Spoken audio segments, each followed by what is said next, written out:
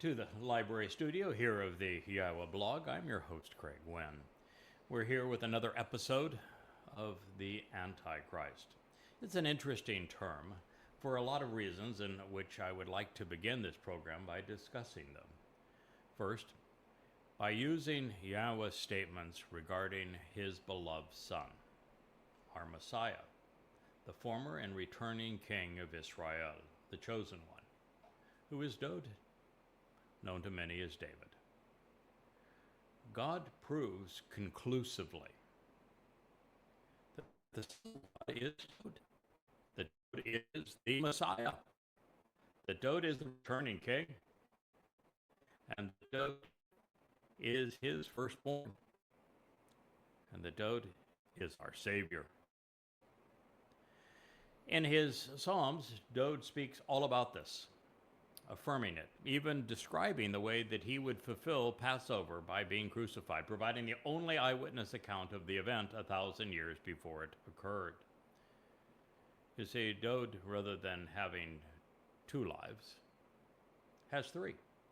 Most of those who accept the benefits that Dod is providing by opening the doorway to extended life through fulfilling Passover and perfecting our souls so we can enter God's home, all covenant members who take advantage of these things will have two lives. There are three people that we know for certain will have three lives. Not a big deal to add a intermediary life. Dod needed the second of his three lives to fulfill Pesach, Matzah, and Bikurim in 33 CE. Eliah will need the second of his three lives to fulfill the job of serving as one of the two witnesses during the last days. And Yada, who will serve as the Adamah Parah and offer the sacrifice that reunites Yahweh with his people, purifying the final mortal remnant of Yisrael prior to Dod's return with Yahweh, will also live three lives. It's not difficult for God. All he has to do is to take the one soul, which is now immortal in all three cases, and in the case of every member of the covenant who has accepted the conditions that God laid out, of which there's 5 for covenant participation, and who have also availed what God has offered through the Moed Mikre, these invitations to be called out and meet with God. They will all have two lives, with one being in a physical body and the other being immortal, being akin to light, being spiritual in nature, having their soul continue all the way through that process, but rather than being yoked to a physical body, which is so imperfect, so limiting, both in space and time, and degrading, they will be immortal. Now, there are three people that God's going to have one additional life. And those three people need a physical body to perform a sacrifice where they offer their bashar, their physical body, to fulfill something that God has promised and is now offering. And so all God has to do is use their DNA to reconstitute a physical body for them. Their soul re-inhabits it, that physical body, and then that physical body can be sacrificed. It's not a big deal. I don't know why people are all hung up on it or why they think it is difficult, but the fact is that Christianity was dead wrong when Paul and Peter both spoke of Dod being dead, excluded from heaven, and somewhere in a grave rotting. His physical body and his first life decomposed, meaningless. His soul went directly to heaven to be with Yahweh, and his soul was then put in a second physical body that Yahweh created for the purpose of fulfilling Passover. And in the case of Yada, at the end of this phase of his life, which will conclude on Shabuah, the 11th of June of 2027, he will be brought back in a quasi-physical body, along with Eliah, to serve as one of the two final witnesses. Both Eliah and Yada, offering their physical bodies at that time. Myself on on Towrah, the 24th of September of 2033, as the Adamah Parah, and Elia as the goat, whose blood is then also used to anoint the mercy seat of the Ark of the Covenant along with the bulls. So he will give up his physical body. Now, for those who think, oh, wow, why would God allow that? It's something that we are willingly offering. And while there will be trauma associated with the bludgeoning, as it occurred with Dowd on Passover when the Romans crucified him, and as it will when Satan bludgeons me to death on Towrah, I think it'll be painless for Elia. The very fact is that we are all eager to be rid of our physical bodies. Physical bodies are a liability. That's why that whole Christian myth of bodily resurrection is just so unbelievably stupid. You don't conquer death by going back into another physical body. Physical bodies are extremely limiting. They all degrade, they decay, they are hugely imperfect. And so we're all happy to be rid of ours because it allows us to be eternal in time, to be seen as perfected, to be able to travel through dimensions into Shamayim, even in the seventh dimension. So this is something we need to know. Now, as it relates to Dowd, what I have proven conclusively using the Word of God, and it's irrefutable, that the Savior is Dowd. That Dowd is the one who fulfilled Pesach, Matzah, and Bakorim in 33 CE. That he is the Son of God. That he is the Messiah. That he is the returning King. All that being true, guess what? There's no room for a Jesus. Not only is that name absurd, there was no one named Jesus in the first century. There's no one named Jesus associated with God. There is no prophecy pertaining to a Jesus. And Christ is, again, another dunderhead move. The title is Messiah. Titles don't get changed to go from Hebrew to Greek. The title is Messiah. And if you want to replicate that title in Greek, you say Messiah. It's just like saying Genghis before Khan as opposed to king. It's like saying Caesar before Augustus as opposed to king. It is like saying Pharaoh before Tutmos as opposed to saying king.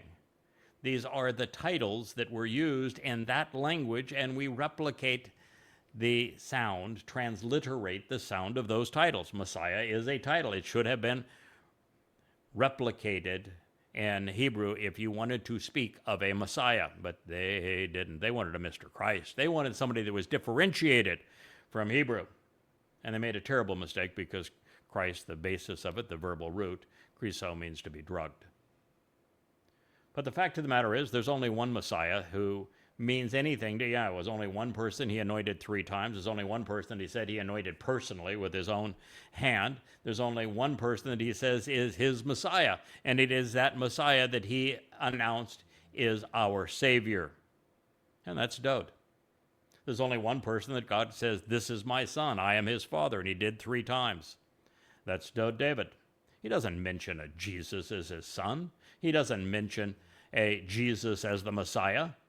It's all a complete and utter fiction, a total lie. And it's so obvious that it's just astonishing that there could be 2.5 billion Christians that believe such preposterousness. Because to call Jesus the Son of God, to say that Jesus was God, to say that Jesus is a Lord, to say that Jesus even lived, to say that Jesus is the Savior, is to call God a liar. Because God said that Dowd David is the Savior, his son, the Messiah. And it's for damn sure that Dowd was not God. God won't fit into a human body. All of God won't even fit into our universe.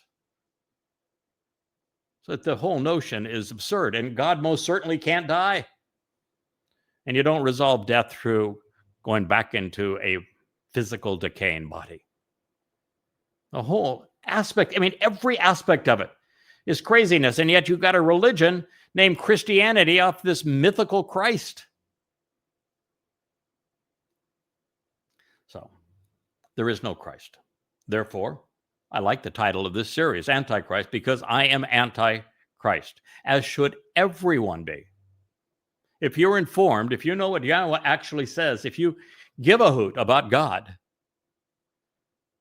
and you care at all about not only his beloved son, David, but you appreciate what he did in fulfilling Pesach, Matzah, and Bikurim, opening the doorway to life, removing your guilt so that you can be part of the covenant family if you accept those terms and conditions, then you should be repulsed at the idea of a Jesus Christ. It's disgusting. Nothing you could do is more hateful to God than to be a Christian. So, I'm Antichrist, as should you be. Yahowah, God, is Antichrist. Now, there is a person that through their eschatology, particularly from the book of Revelations, which is a really average job of plagiarizing. Revelation is plagiarized and paraphrased from God's actual prophets with a layer of added fluff on top of it. Many things that it says that are plagiarized from God's prophets are true. What's plagiarized from Ezekiel, for example, its number one source, is all untrue. Ezekiel was not an actual prophet. That book is more demonic than it is anything else. There is no Magog. There's no Magog war. There's no Gog. There's no Valley of the Dry Bones. There's not going to be another temple built, particularly the monstrosity that is there. The images of God were actually from Babylonian astrology. So no. And in that regard, Revelation is dead wrong. But Revelation has this image of an Antichrist figure, so Christians are looking for him. And I've identified him. The great betrayer, God calls him the son of evil, is now very well known. And it's easy to identify him because not only did Gabriel, who happens to be Dode, God's most capable and courageous, competent man, not only did Gabriel, as Dode, visit with Daniel in 555 BCE, laying out the future timeline of humanity, he specifically told us that this great betrayer would be the one who undercuts Israel at or before Shabuah in the last days by offering to give up Israel to terrorists. And we read the same thing in Isaiah, the 17th and 18th chapter, not only describe thinning Israel at the waist, affirming this treaty that will be made with many that represents the work of the great betrayer, this Antichrist figure, but he also ascribes the event to Shabuah. The Shabuah that is 7 years before their return is the 22nd of May of 2026. And the description that is provided both by Gabriel in Daniel and by Yeshaya Isaiah describes one man from one country. And it is so overwhelming in terms of the evidence that it is obvious that this demon-possessed man who is so destructive to his country and to God's people and to the world is President Donald Trump. So this program also serves to expose and condemn him.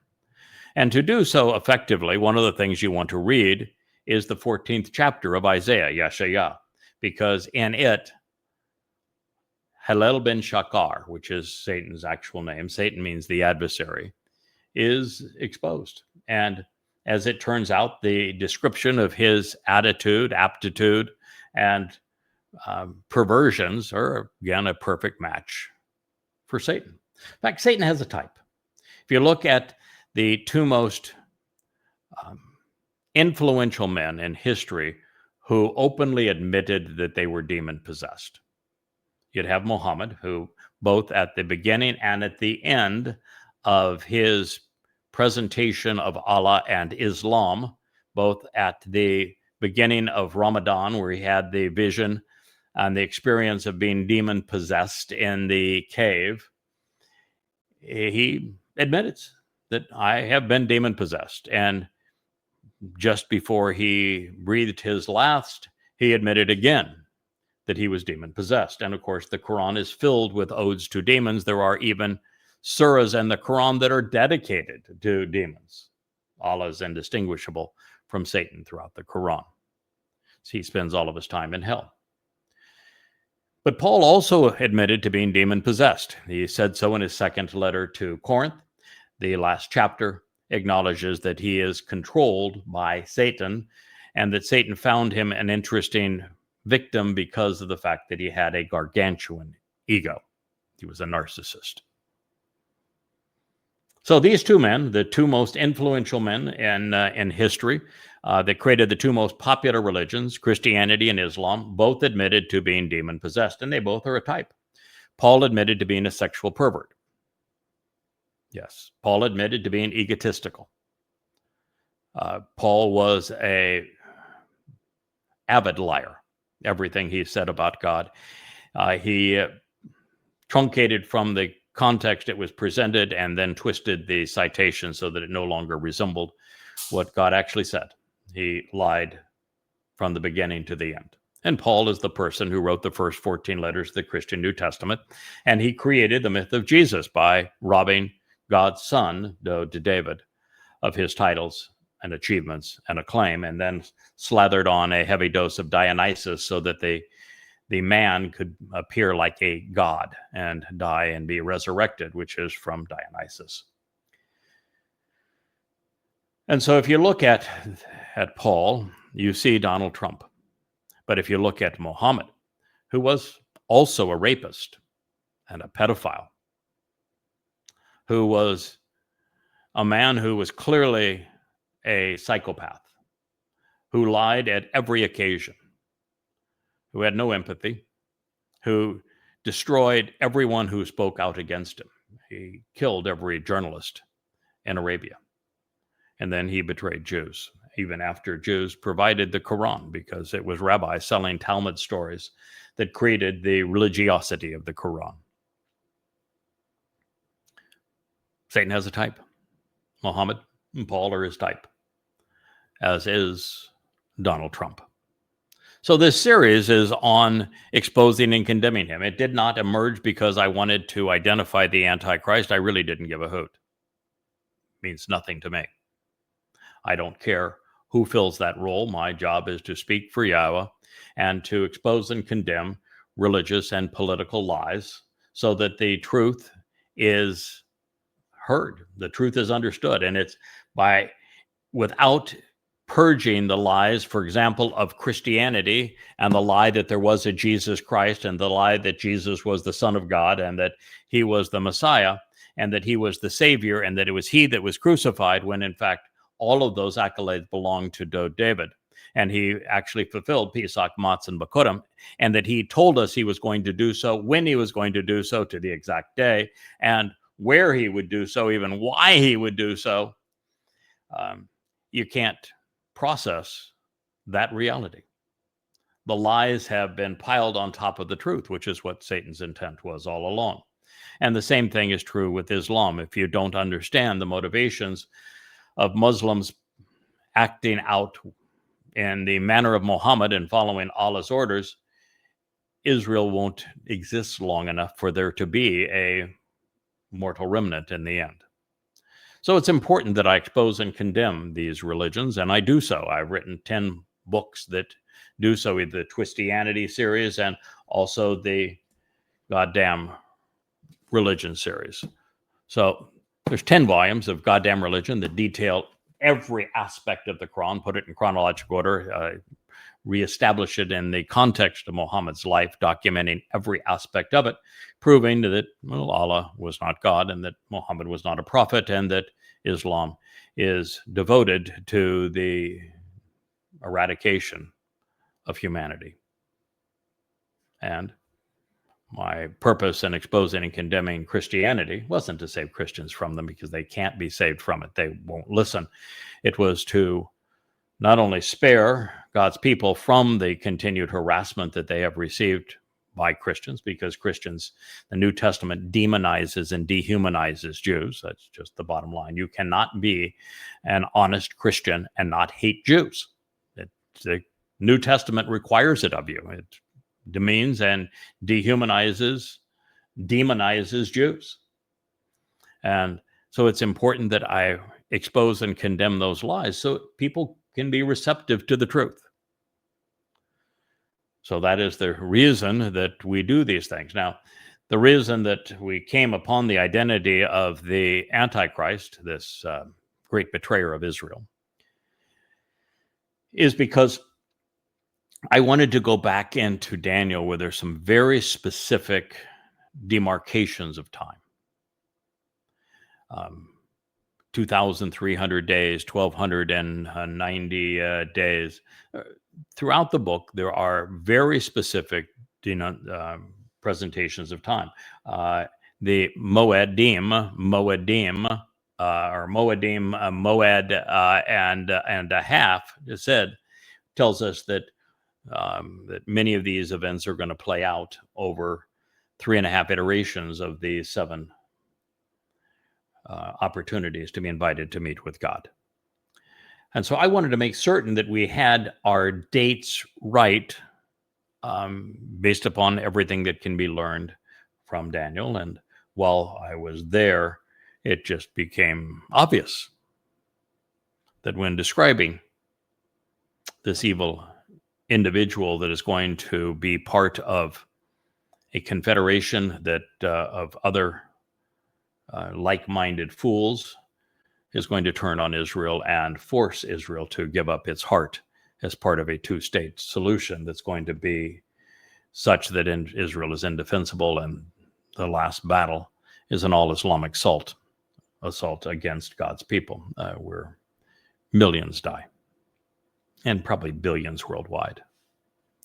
So that's how we came into this series, and we turned to Yahowah 14. We are now in the towards the conclusion of that, probably in the middle of it. 14:13 is what we are considering at this moment, and I want to return to it now. So everybody's up to speed. We know why we call the series Antichrist, who the Antichrist is, what the timeline is, and who the players are that are involved. I hope so, because Satan is now possessed. He is literally embodied Donald Trump. That is why he is in full confabulation mode. It is why he is in total duplicity mode. It's why he is so grotesquely arrogant, why he is so uncontrollably dishonest. It is why he fights so hard to be associated with the sexual perversion of his past, even though that is what he craved. It says, because you yourself, this is speaking of Hillel ben Shakar, the adversary, Hasatan, because you yourself said in your judgment and based upon your inclinations from your point of view, which you have taken to heart and determined, that you said you would rise, you would ascend, and you would be continually exalted in the spiritual realm of the heavens, over and above the stars of the most luminous in the highest places and the best and the brightest of God. You said, I will lift up and exalt, increasing my throne, my seat of honor, and I will establish and inhabit a dwelling place on the mount of the eternal witness to the restoring appointments, in association with the distinct boundaries from the depths below and the summit above, to conceal along that which is treasured. That's Isaiah 14:13. Sometimes when I look at something like this and I see a treasure in every word, I'm prone to share everything that I can with you, but I'm afraid that it might even be overwhelming in this regard. But I'm going to do my best to stay on topic and make our way through what was just said. Okay. Hasatan is a unique individual being. He's not multiples. There's not multiples of them. There's one of him. He is finite in his persona. He is infinite in terms of time. He is clever, but not omniscient by any means. He makes all sorts of claims in the Quran that he knows all, he hears all, he sees all, he does all, he has no limits, and that's just factually untrue. He is very limited in what he can achieve, and he is singular in his existence. And by being an eternal being and having been around for now the 6,000 years of the human experience in and out of the garden, he has learned a great deal. He does not act very smart, however. He just isn't all that clever. I would say he was reasonably clever in his pursuit of Towrah in the garden, because he found that all he had to do was change one word and something Yahweh had told Adam, and it was sufficient to lead Towrah down the wrong path. But Towrah was already well along her way before this Cherub came off the wall to speak to her. And he did not speak to her in the form of a snake, but that certainly was the serpentine nature of his attack. And it is the same strategy that Hasatan used in the Christian New Testament with Paul. It's change a word here and there, misrepresent something God said, and what you have is something that's believable. Because like I had a friend that a person I actually like on X, who wanted to suggest that Charlie Kirk couldn't be anti-Israel because he was studying the Shabat and starting to write a book about the Shabat. Well, my point is exactly the opposite. It is when you combine right and wrong, that makes you considerably more deceitful.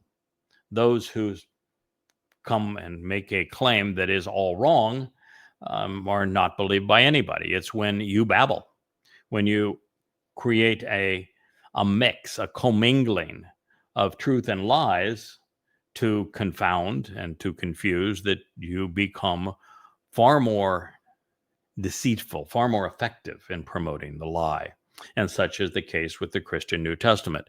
It mixes truth with lies. It takes statements that Yahweh actually made, takes words out of them, adds words to them to create the antithesis of what God said.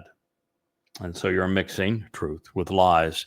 And that is what makes Christianity susceptible to convincing people who don't do their homework, who don't know what God actually said, and choose to believe the lie. So he said, because you yourself said in your judgment and based on your inclinations. All right. So as a unique being, Hasatan, and he was one of the original cherubim in the plural. He was tasked with guarding Eden, which is why Towrah was aware of him. And it was Towrah, it's not Eve. It means to state one's mind. It does not mean life giver. It's based on Towrah, the verb, not che, which is life. Now, in his case, he has the ability to express his ambition. He can advance his thinking. Now, there is this myth, and I have been one that was taken in by it previously, that it is possible for Hasatan to have the ability to go rogue on his programming, if you will.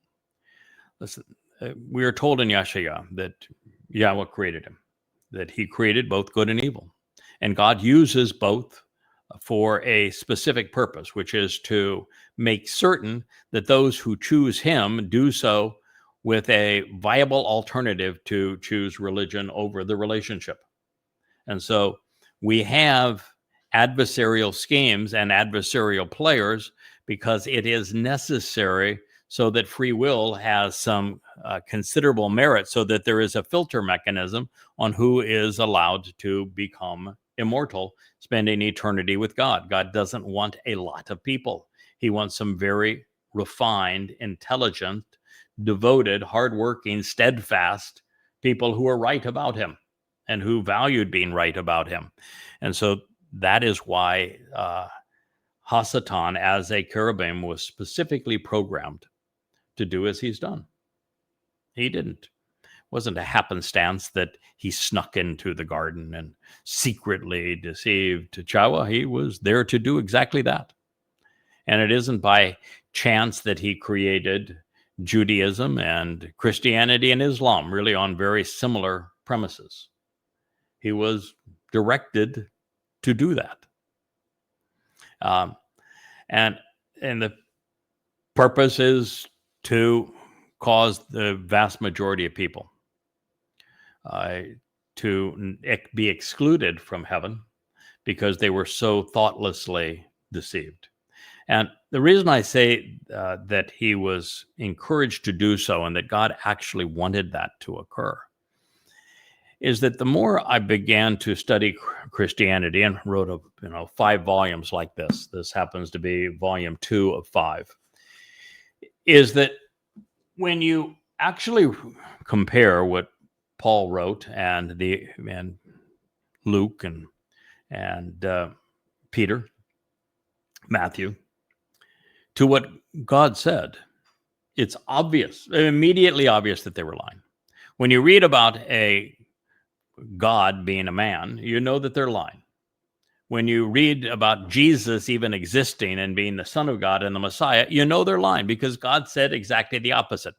So it's so easy to disprove the Christian New Testament as a horrible forgery that if you're going to be susceptible to it, God doesn't want any part of you. I mean, eternity is a long time. He's not looking for stupid. God does not do stupid. Now, Islam, as I shared my research here, the Quran's the dumbest book ever written. It is overtly demonic. It is overtly sadistic. And so there's every reason for any intelligent person to reject it. The notion that if you go off and kill people, that you get multiple virgins in paradise, and yet you're restricted in what you can do sexually on earth, but the reward is unbridled sexuality in heaven. I mean, it's just absurdly stupid. Muhammad was vile. He was a rapist. He was a pedophile. He was a mass murdering terrorist. He was the antithesis of a prophet, and he never had a single prophecy. Paul didn't either. Paul had 0 correct prophecies. Muhammad had 0 correct prophecies. It is so obvious to disprove it. And God, in his Torah, the 18th chapter, provides a very systematic way to go about determining whether someone spoke for him or not. And everyone in the Christian New Testament, but particularly Paul, who is the inspiration for it, the creator of Jesus, fails at every turn, as does Muhammad, as does Allah. So God provided these such that if you're going to be a dunderhead, good for you. Goodbye. You're done. Yeah, it's like conspiracy. It's one of Satan's favorite playgrounds. It's so obvious that these conspiracies are untrue. I mean, blame the Jew conspiracy is the oldest of them. And every aspect of it, it's the opposite of what they claim. There's so little truth to the conspiracy and so much lie that God's saying, if you want to be a conspirator, go away. This mother goddess cult that broke away from us was comprised entirely of people who came from a conspiracy cult. And the moment they broke away to pursue another conspiracy, they got the head of the conspiracy cult that they originally were associated with, joined hands with them again. And if you're dumb enough to be part of that, goodbye, good riddance. It's a filtering mechanism. And so Satan was programmed to do as he's doing. He is Dod's adversary. He is Yahweh's alternative. Yeah, alternative in the sense that he is offering a billionth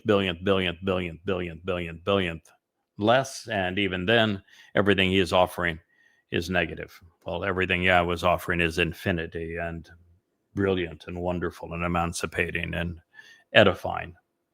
But there's obviously a lot of people who are intrigued by the option of Hasatan. Now, here it says that he will ascend, rise up, and be continuously exalted. Now, as the serpent, is he going to be exalted? No. As the dark, devilish guy with, horns and either red or black, is he going to be exalted? No. As the adversary under that title, is he going to be exalted? No. So, what does Hasatan have to do to ascend, rise up, and be continually exalted? When you understand this, you will understand religion. You will understand Judaism. You'll understand Islam. You'll understand Christianity. You'll even understand the religious overtones of Marxism. What does Hasatan have to do to be seen as exalted, to rise above, to be superior, to be worshipped, to be seen as a deity? He has to shed the adversary title, doesn't he? And so in Christianity, Judaism, and Islam, the adversary title is shredded. But the Lord, whom they exalt, is in fact the adversary. And so you have in Islam and Christianity and in Judaism a Lord. And that Lord is not Yahweh. Yahweh doesn't even want to be a Lord. He wants to be a father. The Lord who wants to control with rules and laws and edicts and demands is Hasatan. He is the God of religion. And that is how he ascends. And he cannot achieve that unless he denounces the Satan or adversary title, which is why you see in religions Satan negating the Satan title. He doesn't want to be worshipped as the adversary. No, he wants to be worshipped as if he were a god. And that requires him to negate and to fight the satanic title. I'm here to tell you that is one of the most profoundly important revelations you will ever hear. And I don't think it's ever been explained anywhere else. And oh, by the way, the term that was used, the verb, I will ascend, I will rise up, I will be exalted, is Allah. I will rise. And he wants to be considered as having established his presence in the spiritual realm of the heavens. And as a seven-dimensional construct that Yahweh created, or certainly with sufficient dimensions as a non-physical being, he had access at one time to the spiritual realm of the heavens. He's been there. He's been cast out of it. He can't go back to it, but he has been there. And it is a fact that he has been cast down to the earth. So if you want to play all spiritual here on earth, you want to say that the Holy Spirit came upon me, if you want to pretend that Christianity is all about the Spirit, I'm telling you, that's the only spirit that's down here that can be ascribed to a significant number of people would be Hasatan's. He is the spirit who was cast down to earth. Now, it's possible to have Yahweh's spirit, but if you're going to have Yahweh's spirit, you know it because he told you so. Towrah, for example, has the seven spirits of Yahweh. But he's it right now, today. Full stop. So the adversary, Hasatan, wants to be over and above the stars, the most luminous and highest places, even the best and brightest of God. This tells you that he wants to be above because it's of God. He wants to be above all of the gods and goddesses of yesteryear. Yeah, that would be the likes of Zeus, Jupiter, Mercury, Dionysus, Bacchus, Osiris, Ra, Tammuz, Bel, Baal, Astarte. There's lots of them. Lots and lots of false gods and goddesses. He wants to be above them. All of the mythology of religion through the ages. He wants to be superior to the pagan gods and goddesses. All right. What more does it mean? Well, Yahweh specifically spoke of a greater and lesser luminary, did he not? And it's in the fourth day of creation. It's not when the sun or the moon were created. They had to be created prior to that time, prior to the earth being created, prior to life emerging from the seas, plant life. And so he's not speaking on the fourth day of the creation of the sun and the moon. He's speaking of introducing a greater and lesser luminary associated with the fourth day that will serve as signs pointing to the Moed, which are the 7 invitations to meet with God, these restoring witnesses. So who would they be? Well, Dode fulfilled the first 3, did he not? And year 4000 Yah, commiserate with the fourth day. They would be Pesach, Matzah, and Bekurim. Dode is the great luminary. And as the greater luminary, Yahweh identifies him as such because Yahweh says in the 89th Psalm that when he returns, Dode will be as brilliant as the sun. He also says in the next line how important the relationship it will continue to be between the sun and the moon.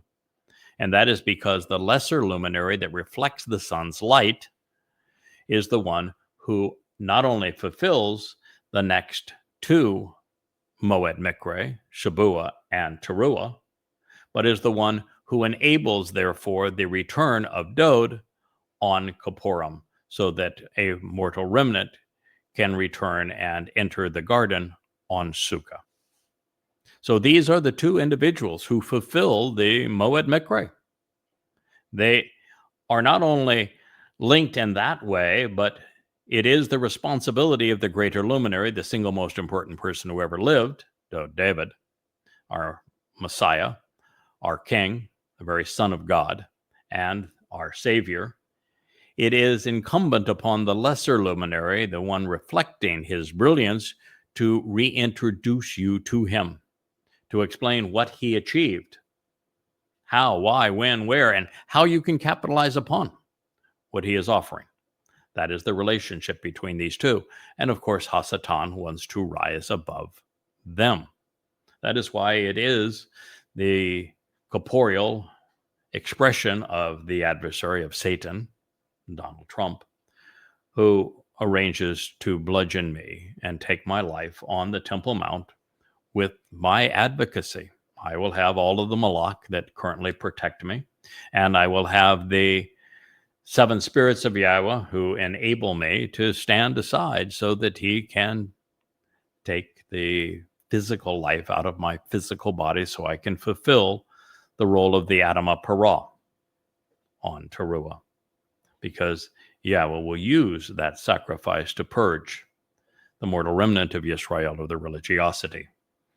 Hasatan wants to rise above all of that. So, he wants to be the greatest of God, rising above Dode as the greatest luminary and above his lesser luminary that exposes all that Dode represents. If he does that, there is no chance that the next 2 Moed Mikre are fulfilled. There will be no fulfillment of Shabuah and Teruah if he were to succeed in that. If he gets the best of me, there's no fulfillment of Shabuah or Teruah, and he knows it. If he gets the best of me, of the lesser luminary, there's no sacrifice of the Adamah Parah, there's no mortal remnant of Yisrael, prepared for Dod's return with Yahowah, which means that Yom Kippurim is not fulfilled, and there's no one to enter the millennial Shabbat of Sukkah. And we have a clean sweep because it's also true that not a soul on this planet would have capitalized on Dod's sacrifice on Pesach, Matzah, and Bikurim in 4000 Yah, year 33 CE, because they would have known nothing about it. Satan prevails. So taking out, discounting, abusing, attacking the lesser luminary, who was the one delivering this message to you, Dod's herald, is essential to him. If he prevails, if he can garner the support of enough politically minded MAGAs or Marxists or Christians or Muslims or conspiratorialists, anti-Semites on X and Facebook to discredit my testimony as they're trying to do in this mother goddess cult of conspirators. You get enough people to do that, and you will diminish my effectiveness. You diminish my effectiveness, there will be less people that will be part of the Shabuah and the Towrah harvest. There'll be less people that can be purged of their religiosity to enter the millennial Shabbat. Now, I'm here to tell you, you can't stop me. But Satan is going to be all in with trying to discredit me. And there are lots of people, including those who were originally part of the family, who are actively engaged in doing so. And they will have an effect. Satan isn't playing around for nothing. You know, X isn't an anti-Semitic swamp for nothing. You know, our growth on Facebook wasn't stymied for nothing. Our message on X isn't throttled for nothing. They play hard. Satan plays hardball. And he is all about lifting up and exalting and increasing his throne. That's what it says. His seat of power. Now, what that means, by the way, is that by Satan lifting up his throne, his seat in power, thrones are almost always political entities, are they not? So Satan is a political actor in addition to a religious actor. He is not just the Antichrist. He is not just the Lord of Christianity, the Hashem of Judaism, and the Allah of Islam. He is hugely influential in the political movements of man, Marxism, fascism, communism, and he is hugely influential in the EU, the UK, the United States, among politicians. And he's not sitting on the sideline either. He's front and center. Then it says, I will establish and inhabit a dwelling place on the mount of the eternal witness to the restoring appointments. There are two there now, aren't there? You got the dome of the Hufi print, the dome of Islamic and Allahu Akbar arrogance, along with a mosque of intolerance. You have two, Alaska Mosque and the Dome of the Rock. They are shrines to Satan. God told you in the 14th chapter of Isaiah that Satan would do this very thing. It's one of the reasons I'm so critical of Israelis of not having the fortitude to tear down those two buildings. They should be razed to the ground. They should be razed to the ground yesterday. And if Jews do not do it, I will. When I return with Elia, I don't have very many requirements, but that's one of them. I'm allergic to Islam. Not afraid of it, I despise it. And there is no way in the world that you're going to see either one of those two buildings as a backdrop to the place that we will be conveying God's message. They will be razed to the ground. So either you do it now and you can take credit for it. See how God responds to you when you do it. or you can wait and I'll do it, or I'll have Yahowah do it. I'm not going to claim to usurp his authority in this matter, but we will do it. And we're going to reestablish the tent of the restoring witness in that place until Yahowah returns with Dowd, at which time Dowd will have the honors of being able to build an eternal house for Yahowah's name and for the covenant family. But in the meantime, you have Hasatan, and he has his dome and his mosque there. That is what he said he was going to do. That is what he has done. Therefore, seeing this in this place, you must read this as this was a deliberate act of Satan through Islam to desecrate the Temple Mount and to claim that he is Allahu Akbar, that Allah is greater than God, that he's greater than Yahowah. That is the intent. And so this is really a horrible statement, is it not? Now, you will also read in the book of Ezekiel, which I have proven, 3 volumes of Babel, which I have proven is not from God, but is in fact Satan's autobiography and playbook. That in that book, in the last third of the book, you have a coppercon. This obviously is a real estate developer. He is measuring out the gaudy dimensions of this horrid monstrosity that would not only cover the Temple Mount, but cover all of Jerusalem and cover most of Judea.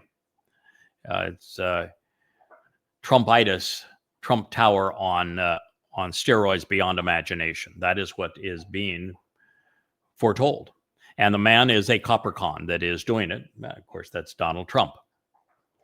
And when we read that, what we find is that that is Satan's ultimate goal. That's why you can read this and read that and say, oh yeah, that's Satan claiming he's going to do this very thing. He's going to pave over not only the Temple Mount, not only over Jerusalem, he's going to claim all of Judea for himself and his naming rights over this grotesque monstrosity. We also know that the book of Ezekiel is false for a number of other reasons. One is there is no accurate prophecy in it. The prophecies that are provided in it are all fake. There is no Gog. There is no Magog. There will be no War of Armageddon. There's no Valley of the Dry Bones. But beyond the fact that there is no accurate prophecy in it, and it claims to be prophetic, the book specializes, the first half of the book presents 25 torturous ways to abuse and kill Jews. God's not into how many ways can I abuse and kill my people. There are 2 graphic and horrific rape scenes. Why? Because Satan has a type, and they are based upon presenting Hasatan as a pedophile and rapist. And so those are not things of God either. And the 2 depictions of the heavenly scene, they are Babylonian. They are filled with astrological signs. They are very similar to how Hasatan would present himself. So we know the book is false, but the book makes these claims in terms of fulfilling this particular prophecy. Now, he's not going to get that right. He is going to witness us destroy his Dome of the Rock. He's going to witness us destroy his Alaska Mosque, and he is not going to be able to construct anything on that Temple Mount. I will assure you of that. Anyway, that will be his goal, and he says he will do so in association with the distant boundaries and the depths below to the summit above. That is why I have pointed out that if you use the measurements that Hasatan used and the book of Ezekiel, what you find is that his new temple, shrine to himself, isn't just on the Temple Mount. It isn't just paving over all of Jerusalem. It's like in the range of 2/3 of the entire size of Judea. And so it is from the very distant boundaries and from the depths below. That's who we're dealing with here. An ego the size of the devil himself. An ego that could only be compared to one man today, the ultimate narcissist and psychopath, Donald J. Trump. And it's all to conceal that which is treasured. Now, Zaphon is typically rendered north, but the word actually is based upon a root that means treasured. So it is to pave over, to replace everything that is treasured.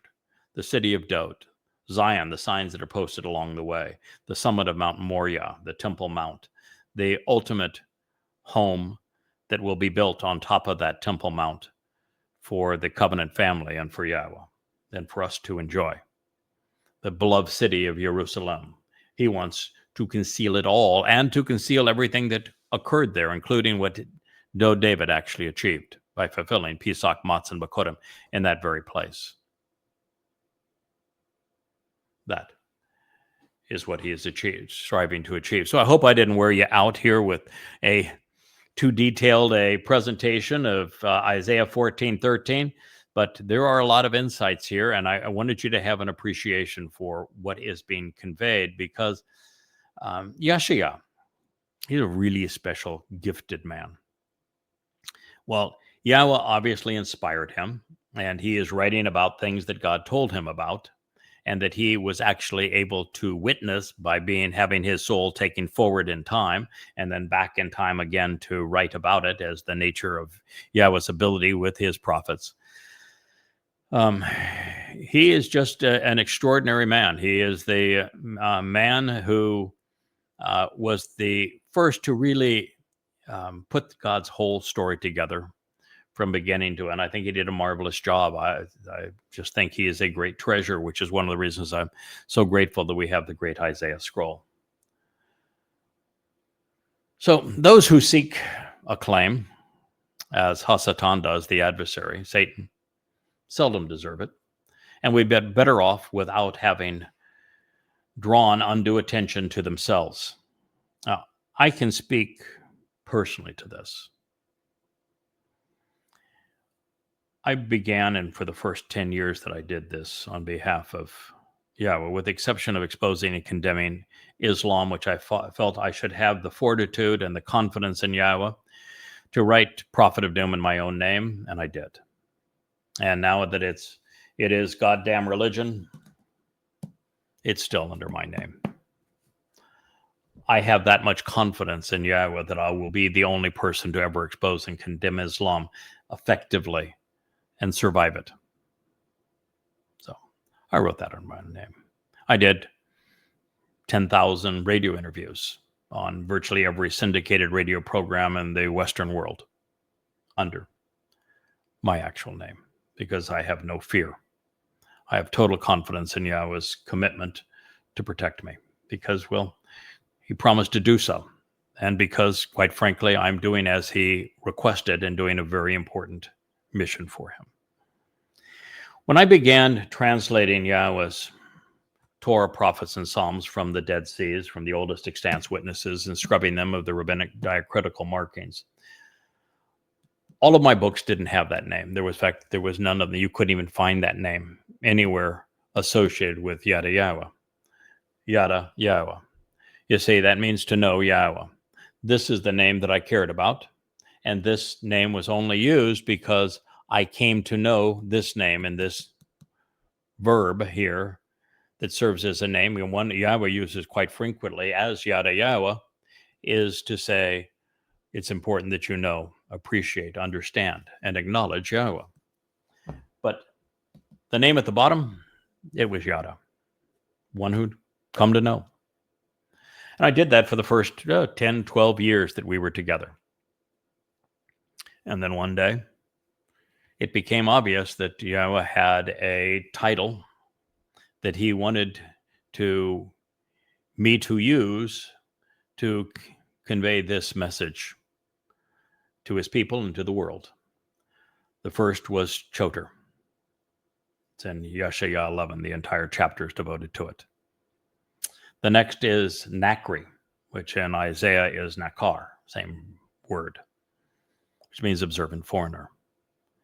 And then there was Bashar Herald serving Dode. Then there was the lesser luminary, Barashith.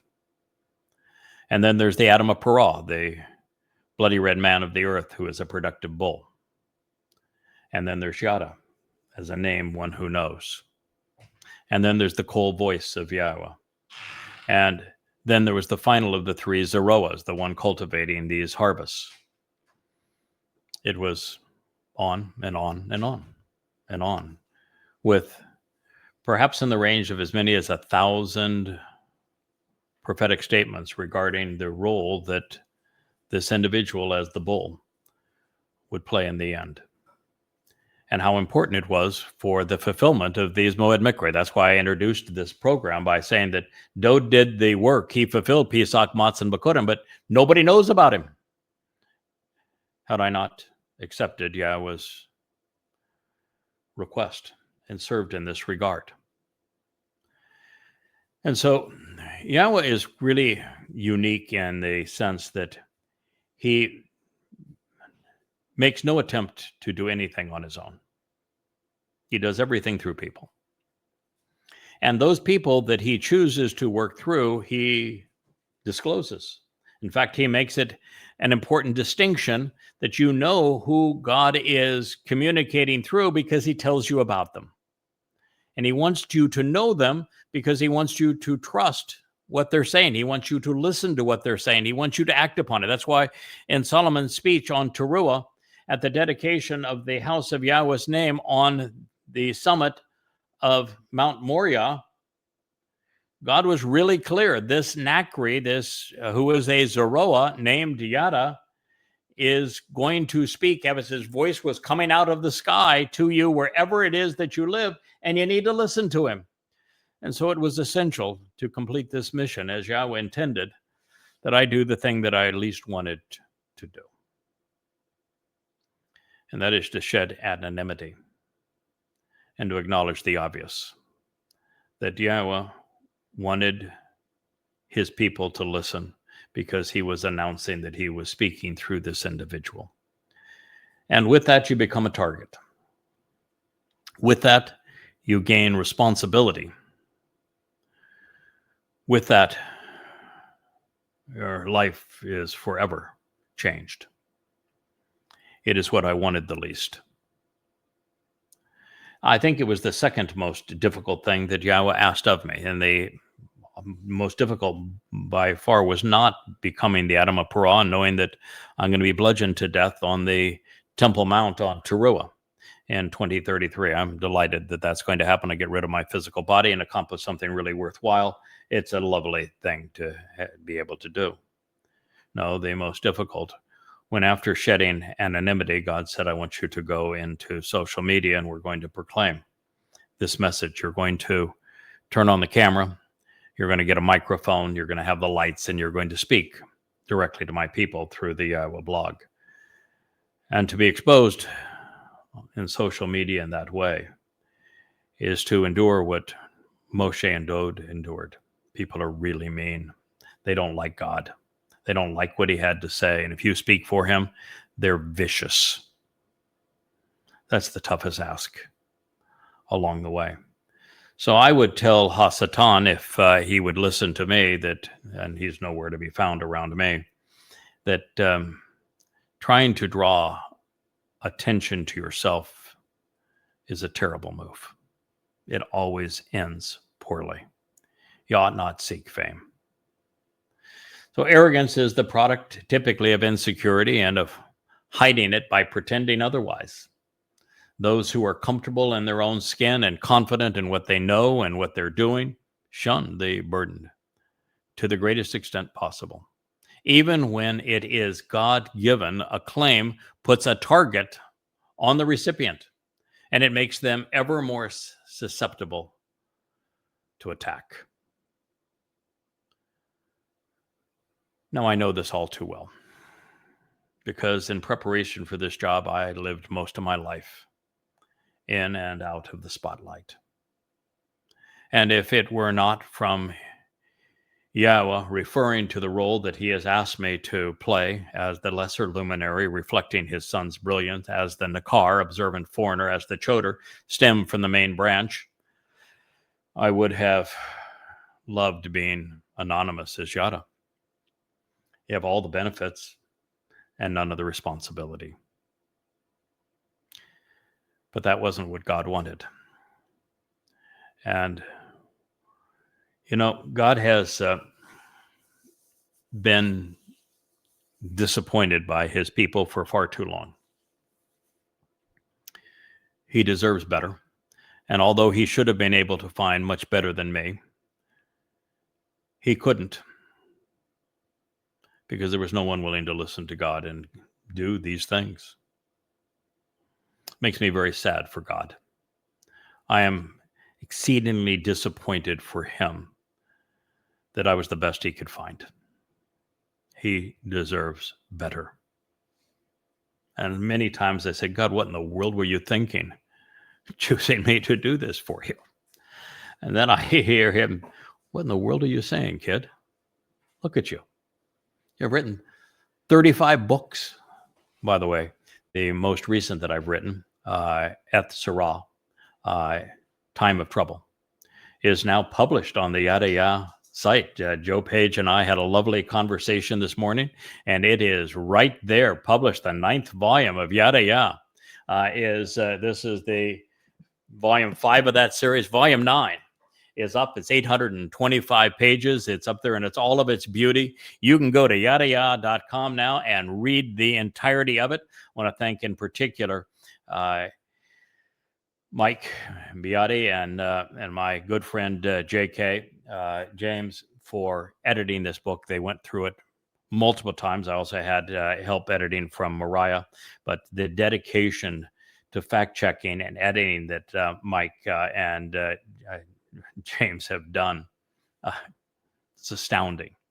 And then for Joe to take that book in such short period of time after they finished their 3rd and 4th edit passes of it, and to get it up as a book on the site, I'm so grateful. And now we have Anthony taking over from what Joe is doing to get all of these books now presented correctly at Amazon, and then Rich and Mariah working together to improve some of the internal text and to make corrections. I am just really, really grateful for the support. This is a job that cannot be done alone, even with the 7 spirits of Yahowah.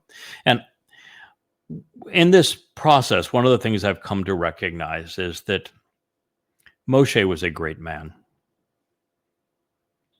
And yet he let God down. He didn't finish the job. He did not get the children of Israel into the promised land. And he quit many times. He fell on his face before God rather than defending Yahowah to his people. And you'd be hard-pressed to find a person of greater character, intellect, stamina than this man, who made so many wonderful choices and served us so very, very well. And yet, he couldn't get the job done. Even with Yahowah standing beside him and telling the people, I am God, I am speaking through him, they told God to shut up and go away. Never wanted to hear from him or see from him again. Now, it wasn't Moshe's fault. His audience was impossible. Yeah, as I said, I think you could search the world and you'd probably find one person in the entire world better than Moshe, and that would be Dowd. But similarly, Dowd didn't get the job done either. Yes, he wrote a whole lot of Mashal, Proverbs, and Mizmor, Psalms, and they're brilliant. And yes, he defended Israel successfully on 66 battles and won every one of them with Yahowah's support. And most importantly, Dowd did the most amazing thing of all. He volunteered to fulfill Pesach, Matzah, and Bakodim, to have his body bludgeoned by Romans and crucified, and then have his nefesh soul carry our guilt into Sheol, hell, so that we could be perfected. There is no greater love, nor compassion, nor competence than what he displayed. And yet at the end of his first life, he didn't get it done. Israel turned against him, turns against Yahowah. And it went downhill under his son, Solomon. And soon Israel was fractured. Dowd is the greatest man who ever lived. Most brilliant, most courageous, most devoted to Yahowah. The one man who was consistently right with God. And yet at the end, he gave up too. And so now here we are at the end, only 8 years left. And God deserves better. I don't care what they throw in my face. We're going to see this through. We're going to do our utmost together, collectively, as a covenant family devoted to Yahowah and his children. We're going to see this through. We're not going to quit. Because quite frankly, in this particular case, giving up would mean the destruction of the earth. I mean, no one in the Shabuah harvest, no one in the Towrah harvest, no beneficiaries of the Adam of Parah, no one to see Dowd's return, no one to enter the millennial Shabat, no purpose for the earth. Total disappointment to God. We're not going to do that. Now, I can say that, well, we can rest assured that God has actually written the final chapter and he's pleased with the result. He's pleased with the effort that we put in right to the very end. He speaks of the sacrifice of the Adam of Parah. So we make it to that far. We get this done. He speaks of bringing his people into Jerusalem to be purged and entering the millennial Shabbat. And so he talks about his son's glorious return and how he is a very proud father with him. And we see how this remnant of Israel will cry for the firstborn. We're told all of this. And so you might say, well, God's already told us the future and it all turns out well. So what are you worried about? You know why it turns out well? Because I'm worried about it. Because we don't give up. It doesn't happen that way by chance. It happens that way because we've already devoted 24 years to learning, to growing, to sharing, to thousands of profound insights that no one had ever conceived previously, for being the first to understand exactly what David achieved and why Jesus never existed, being the first to systematically disprove not only Christianity, but Islam and Judaism so that the truth could be known. It gets done because of 24 years already and 32 by the time we're finished of complete devotion to Yahowah, his people, and his son, and being impervious to all of the ongoing criticism. We get the job done. Now, that is why God said, I don't want you to be anonymous. They need to know who you are. They need to know that I have chosen to empower you with the seven spirits of Yahowah. I've given you my very name, the Spirit of Yahowah. I have given you beyond the ability to make intelligent connections. I have given you chakma, the ability to think beyond what others have ever perceived previously. I've given you the spirit of Gabor, courage, confidence, being a fighter, a man of endurance right to the very end. I have given you the spirit of Etzah, the ability to see the entire picture and to provide counsel on it. I've given you the spirit of Diyat, of knowledge, because you're serving as the branch of the tree of Diyat, of knowledge, directing people back to the tree of lives, which is David. I've given you the spirit of Yira, of respect and reverence for all that I represent and for my name and for my story. And because of all of these things, we're in a position to do this. But we also have a devoted family who is committed to sharing this message, to conveying it as boldly and as effectively and as broadly as is absolutely possible. That's why we prevail. So had I been anonymous, I would not have perceived this pronouncement as Satan's desire to bring Dode and I down, and the role that we play together. Just as the moon reflects the sun's light in the darkest hours, I would not have known how the entire story that God is presenting fits together and the way that it ultimately leads to the restoration of his people, of his covenant, of the living embodiment of the Torah being placed inside of us, the eradication of all politics and religion, and the restoration of the earth back into the conditions of Eden. I'd like for you to join us. I thank you for listening.